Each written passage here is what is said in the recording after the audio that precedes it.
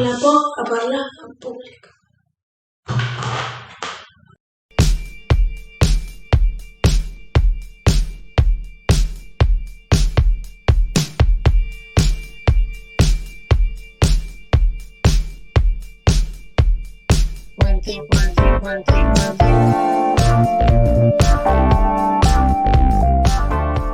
Primer pas, provar mètodes.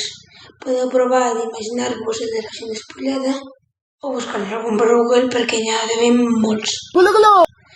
Jo sempre recomano un, no és la primera vegada que el recomano, però jo en tinc un que és mirar a la paret del fondo. No mires al públic, mira a la paret del fondo.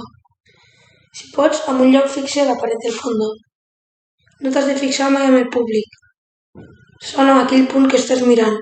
Llavors no veuràs ni tants ulls ni tantes càmeres mirant-te. Pas número 2. No pensar que res pugui sortir malament. Si tu comences a pensar coses, no em voldran, que vale la pena, que... No heu de pensar en el que pugui passar. Si penseu això, encara tindreu més por a parlar en públic. Tercer pas, practicar. Practicar no sols ajuda que us sentiu més bé a l'hora d'exposar, sinó que ajuda a practicar també com exposeu i el que exposareu. Practicar també ajuda molt. Jo aconsello a practicar davant d'un mirall. Va molt bé, jo ho he utilitzat moltes vegades, sempre m'ha salvat d'alguna por. Ja sigui per fer una presentació, una obra de teatre o el que sigui.